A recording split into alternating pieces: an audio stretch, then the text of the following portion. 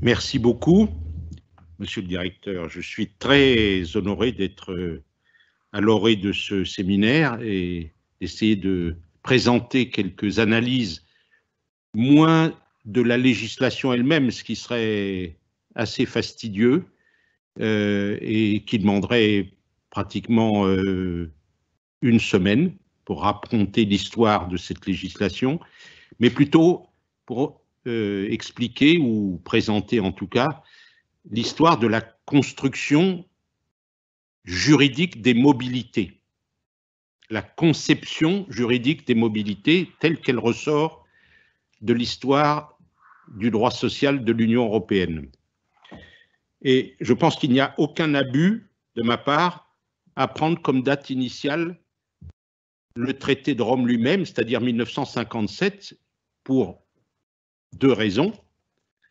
D'abord parce que la mobilité des travailleurs est au cœur du traité, à travers cette expression liberté de circulation des travailleurs, et surtout parce que, et on revient à notre sujet lui-même, l'article 51 à l'époque du traité de l'Union européenne prévoit une action spécifique dans le champ de la sécurité sociale, l'adoption par les autorités. Je ne dis pas à l'époque quelle était la conception des autorités, c'est assez ancien, donc c'était plutôt le Conseil qui était vraiment l'épicentre, l'adoption donc de mesures nécessaires dans le champ de la sécurité sociale à l'établissement de la libre circulation. Et c'est donc, je le dis tout de suite, sous l'égide de cet article 51, donc dans l'action que, à l'époque, la communauté économique européenne va entreprendre, que vont apparaître ces typologies, ces réflexions constructives sur les formes de mobilité. Donc, je partirai de là, ce que je vais appeler les fondations, où apparaissent les types de mobilité, la manière dont elles sont inscrites dans une dynamique, pour évoquer ensuite les perturbations qu'ont subies ces fondations, perturbations que nous ressentons profondément aujourd'hui, et j'expliquerai à ma manière, c'est-à-dire d'une manière discutable, en quoi consistent ces perturbations. Alors, partons des fondations. Elles concernent d'abord et avant tout la sécurité sociale. Je expliquerai pourquoi le droit du travail va apparaître brutalement et sans vraiment que la façon d'apparaître ait été vraiment programmée. Si on parle de la sécurité sociale, en fait, c'est une histoire plus ancienne que 1957. Sans pédantisme, je vais quand même signaler que dès 1958 ont été adoptés les premiers règlements de coordination des législations de sécurité sociale dans lesquels vont apparaître justement des formes de mobilité, mais que ces règlements, qu'on appelle les règlements numéro 3 et numéro 4, vous voyez, on est vraiment au début de l'histoire de l'Union européenne, ces règlements ne sont que la reprise adaptée de la convention adoptée par les membres de l'Union de l'Europe occidentale, car dès 1949, les États de l'Europe de l'Ouest sont très préoccupés par l'idée d'assurer la coordination des régimes, c'est-à-dire de permettre, dans cette Europe qui se reconstruit, la mobilité, notamment entre le Luxembourg, la Belgique, la Hollande, la France et l'Allemagne. Et l'Italie aussi, qui était, comme vous vous souvenez, peut-être à l'époque, considéré comme un grand pays d'émigration. De cette création, ces règlements numéro 3 et 4, qui finalement, j'ose dire ça, n'ont pas énormément changé. Même si en 1971, un nouveau règlement est apparu, même si au début du XXIe siècle, un changement important est supposé être intervenu, mais l'architecture, les concepts sont là dès 1958 dans ces règlements numéro 3 et 4. Et j'indique les 3 traits principaux. Premier trait, et je vais le dire et le redire, et j'emporterai ça même dans ma tombe, l'épicentre de cette réglementation, c'est le travailleur. Le travailleur. C'est lui qui est mobile et qui doit l'être. C'est lui qui a des raisons de se préoccuper de la coordination des législations de sécurité sociale, puisqu'il doit pouvoir, en étant mobile, continuer à bénéficier d'une protection sociale. Ça ne doit pas entraîner de rupture. Et il s'agit non seulement de rendre possible, c'est ce que dit le règlement numéro 3, sa mobilité, il faut la faciliter, va-t-on dire, même. Ça, c'est le premier trait. Le travailleur. Protéger, assurer la protection sociale du travailleur. On ne s'intéresse pas à l'époque tellement aux cotisations, hein, on s'intéresse aux prestations. Deuxième trait, les rattachements, puisqu'on va non pas faire l'être une législation européenne de sécurité sociale, projet qui a toujours été caressé sans réussite, mais il s'agit de coordonner les législations de telle sorte qu'un travailleur bénéficie toujours d'une protection sociale, quelle que soit sa mobilité. Les rattachements à une législation sont dictés par l'analyse des situations de travail. Il y a un grand réalisme dans le souci du rattachement. Et apparaît une typologie, je vais la simplifier à l'extrême, mais elle est très intéressante. Je crois qu'elle est foncièrement juste, elle recèle une vérité, j'allais dire, que dicte l'étude des situations. Il y a d'abord le travailleur sédentaire. Celui-là, il relève de la législation de sécurité sociale de son pays d'emploi. Je signale d'ailleurs à l'époque, c'est que tous les pays membres ont une législation professionnelle de sécurité sociale. Donc, ce n'est pas la résidence qui compte, c'est l'emploi. On aurait pu faire le choix inverse, hein, la résidence. Mais non, comme tous les pays étaient porteurs d'une vision de législation liée à la profession, c'est le lieu d'occupation habituelle. Et puis, 2 exceptions et demie, pour évidemment ne plus parler des sédentaires, le détaché, pour lequel il y a maintien de la législation du pays habituel, et j'indique à l'époque la vision. Si la durée, alors en 1964 on va changer l'adjectif, la durée prévisible du travail qu'il doit effectuer n'excède pas 12 mois. 12 mois à l'époque. Et si on peut aller au-delà, il faut un accord entre les institutions de sécurité sociale. Hein, un débat va naître devant la Cour de justice pour savoir si on peut être détaché quand on est recruté uniquement pour être détaché. Je passe, ce sont les grands arrêts des débuts des années 60. En tout cas, il y a cette vision du détachement, à côté duquel on trouve les travailleurs des transports qui sont rattachés au siège de l'entreprise, à la législation du siège de l'entreprise, sauf, et c'est très important, s'ils sont occupés dans un établissement et qu'ils effectuent l'essentiel de leur activité dans le pays de l'établissement auquel ils sont rattachés. C'est l'ancêtre de la base d'affectation, hein. On parlera des transports aériens avec cette notion très importante et elle est déjà en germe à l'époque. Et j'ai dit 2 exceptions et demie parce que, à côté des travailleurs des transports, est prévu et va être renforcé en 1964 à la première légère révision du règlement, les travailleurs qui ont une activité sur le territoire de plusieurs États membres, qui ne sont pas forcément des travailleurs des transports. Notamment, à l'époque, on a en tête les représentants de commerce.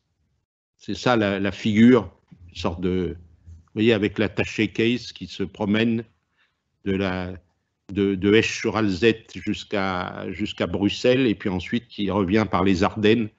C'est celui-là que nos constituants de l'époque avaient en tête. Et la législation applicable à ce travailleur ayant plusieurs pays d'activité, c'est la législation de résidence. Voilà le deuxième trait, une typologie assez fine. Et puis un troisième trait, je l'ai dit tout de suite parce qu'il n'apparaissait pas important à l'époque. Les règlements 3 et 4 font apparaître, disons, une petite paperasserie, c'est-à-dire la nécessité pour celui qui bouge de demander à sa caisse un document. Et apparaissent dans le règlement, notamment numéro 4, ce qu'on pourrait appeler des certificats, des formulaires, des documents, et j'insiste, destinés aux travailleurs. Destinés, c'est lui seul d'ailleurs qui peut les demander. C'est lui, quand on regarde le texte, il demande et on lui délivre une sorte de, on va dire, de document vert, hein, si vous voulez, pour que s'il est malade au cours de son déplacement, il puisse montrer qu'il est rattaché à la sécurité sociale de son pays d'occupation habituel. Je m'en tiens là pour la sécurité sociale. L'ensemble était assez bien élaboré et je tiens à dire, c'est peut-être la plus grande œuvre de l'Union européenne. On ne le dit jamais assez, l'œuvre la plus durable, la mieux conçue au début, c'est la coordination des régimes de sécurité sociale. Il n'y a pas d'institution qui ait été mieux conçue dès l'origine. Alors, le droit du travail dans les fondations. Rien en 1957. Chaque État a un système de règles de conflit qui lui permet de désigner la législation applicable en cas de mobilité. Mais aucun État n'a le même système de règles de conflit. Et il a fallu utiliser un texte de complément, l'article 220 à l'époque, qui permettait aux États membres de concevoir en cas de besoin des conventions internationales entre eux pour faire naître une unification, c'est ça qui va apparaître, des règles de conflit, mais il faut attendre la Convention de Rome, elle est aussi signée à Rome, de 1980, donc 23 ans après la signature du traité. Et je simplifie parce que ce n'est pas très simple. Le droit du travail est aperçu dans cette convention, un fameux article 6 qui s'appelle contrat de travail. On ne s'intéresse pas aux conventions collectives, on ne s'intéresse pas à la représentation du personnel, c'est contrat de travail. La loi applicable aux travailleurs qui se déplacent, ou plutôt aux travailleurs appelés à se mobiliser, c'est la loi d'autonomie, c'est-à-dire la loi choisie par les partis, mais le travailleur ne peut pas être privé du bénéfice des dispositions impératives de la loi du pays dont la loi serait applicable s'il n'y avait pas eu de choix. Donc, on prévoit un filet de sécurité qui est la loi du pays d'occupation, comme en matière de sécurité sociale. Et on ajoute, dans une phrase qui va susciter beaucoup de discussions, même en cas de détachement à titre temporaire. À titre temporaire. Et on ne dit rien sur ce que c'est que la temporalité du détachement. Le règlement de Rome 1 qui va prendre la suite, qui date du XXIe siècle, lui, qui prend la suite de la Convention, reprendra tout à fait cette idée. C'est donc des règles de rattachement assez flexibles peu précise, et c'est l'occasion d'une toute petite réflexion sur le parallèle droit de la sécurité sociale, droit du travail. En matière de sécurité sociale, la centralité, c'est le travailleur, pas en matière de droit du travail. Parce que ce qui préoccupe le droit du travail, c'est comment appliquer la réglementation du travail, qui n'est pas une réglementation seulement au bénéfice des travailleurs, mais qui est une manière de concevoir l'organisation du travail pour l'entreprise notamment. Donc il y a moins de, disons, d'accent mis sur le travailleur. Et d'ailleurs, on le traite sur un même pied, en principe, que l'employeur, puisque c'est eux deux qui doivent, d'un commun accord, choisir la loi, du contrat. Bon.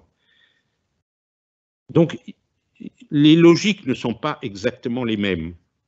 Et surtout, là où la sécurité sociale met l'accent sur la continuité de la protection, le droit du travail ne met pas l'accent sur la continuité des protections.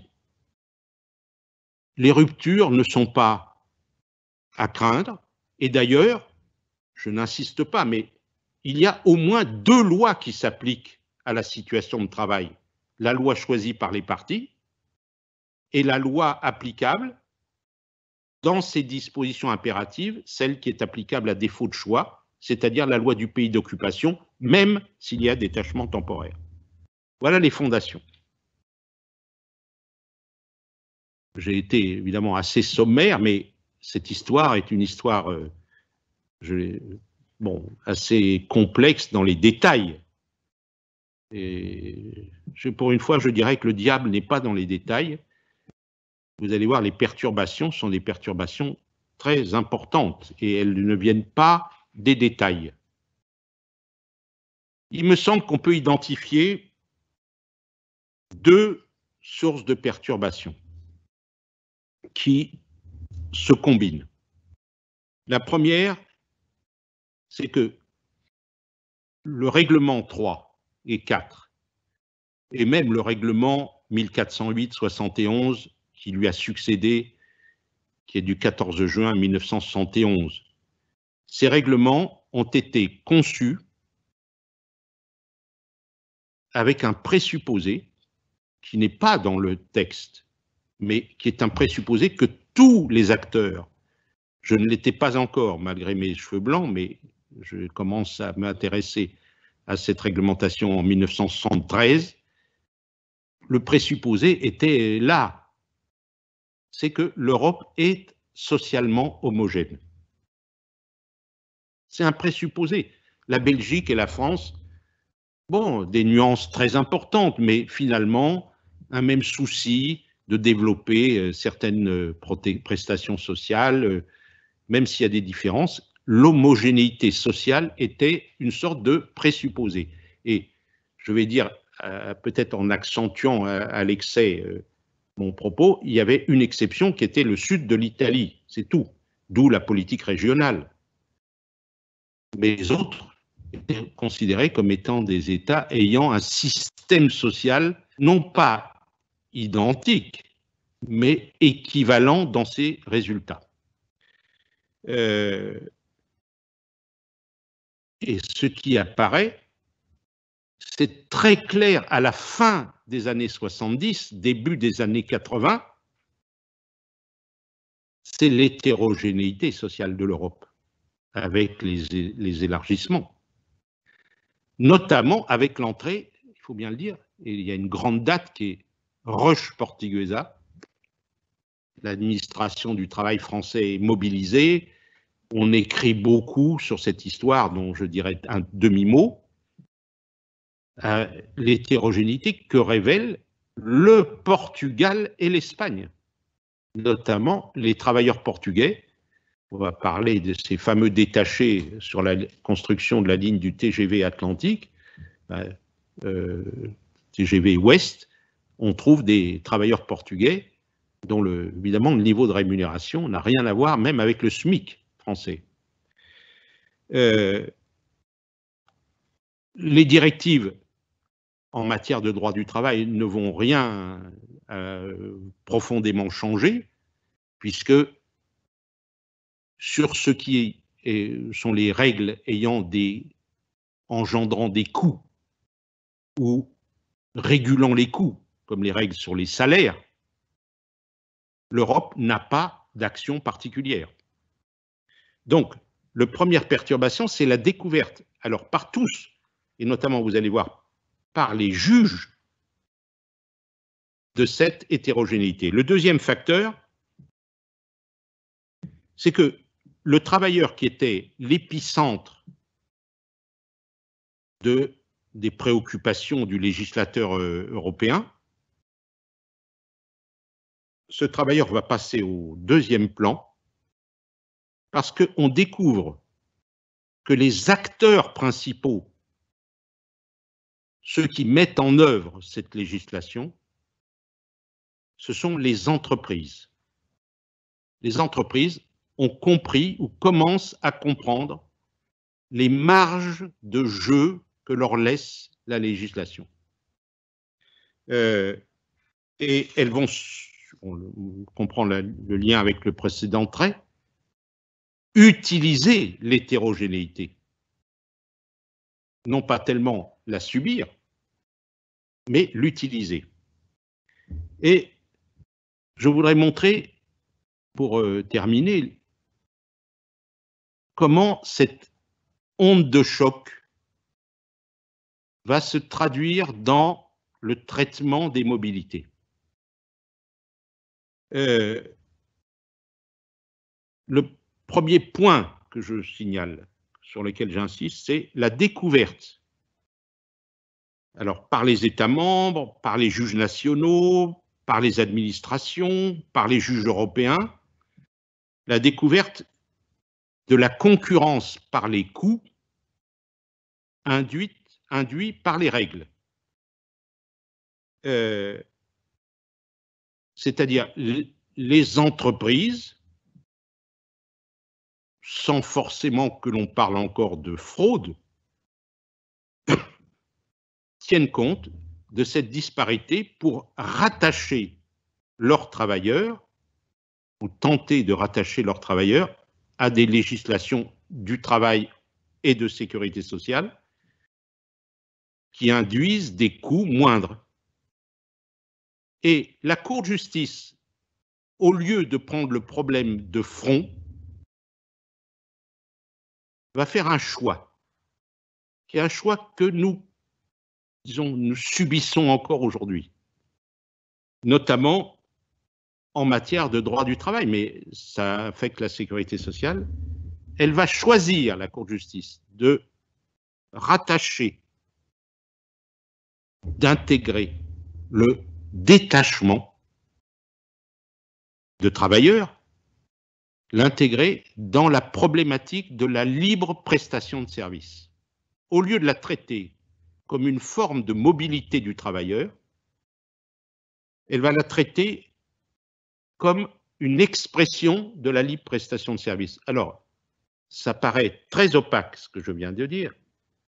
Maintenant, en présence de M. Morsa, qu'il m'est vraiment très plaisant, très agréable de compter parmi nous, j'évoquerai ce qui va être le coup de semonce dans le monde des européanistes de l'époque, c'est-à-dire l'arrêt SECO de 1982, première fois que c'est ouvertement dit. Ça concerne deux grandes sociétés de construction françaises qui ont été choisies pour assurer l'entretien des chemins de fer, enfin des rails, des lignes de luxembourgeoises. Elles ont un contrat d'entretien et elles détachent des travailleurs, en partie venant d'États tiers, mais qui ont eu un titre de séjour et un titre de travail en France. Ils sont légalement employés en France. Et l'administration luxembourgeoise entend recevoir, comme la loi luxembourgeoise le permet, des cotisations de la part de l'entreprise, des deux entreprises. Et les employeurs vont alléguer pour se soustraire légalement à ces cotisations, l'entrave à la prestation de service. Et la Cour va accepter d'entrer dans ce raisonnement et va voir dans la législation luxembourgeoise obligeant à cotiser, non pas le travailleur est dispensé de cotisation dans ce cas, en cas de détachement, mais pas l'entreprise. Elle va voir dans la législation de sécurité sociale luxembourgeoise une entrave à la prestation de service. À partir de ce jour-là, il y avait des précédents, précédents qui étaient un peu complexes, dès 1979, mais c'est vraiment l'arrêt important puisqu'il concerne la sécurité sociale et le raisonnement va être étendu au droit du travail. À partir de ce moment-là, le droit du travail va apparaître comme étant une exception ou plutôt une entrave potentielle à la libre prestation de service. Il faut donc, pour que les législations du pays d'activité temporaire s'appliquent, avoir une justification particulière, un motif impérieux d'intérêt général. Il faut que ces législations ne fassent pas double emploi avec ce qui est appliqué dans le pays d'origine. Et en matière de sécurité sociale, c'est fini, puisqu'il y a déjà des cotisations et des prestations. Et il faut ensuite que l'entrave, ou plutôt l'atteinte, soit proportionnée au but poursuivi. C'est ce qui va conduire à cet arrêt Roche Portuguesa, qui est de 8 ans postérieur, dans lequel la Cour de justice va étendre généralement ce raisonnement à l'ensemble de la législation du travail. Autrement dit, le détachement change de perception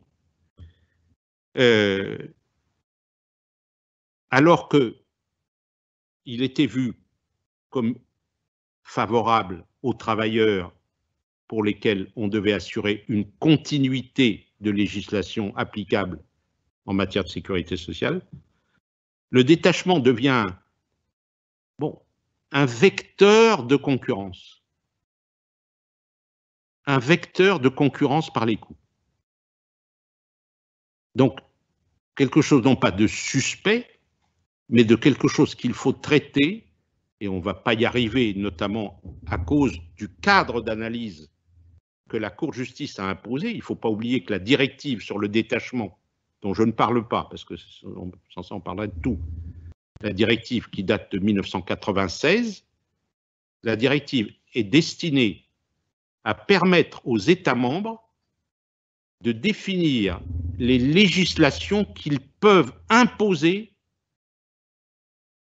aux prestataires de services.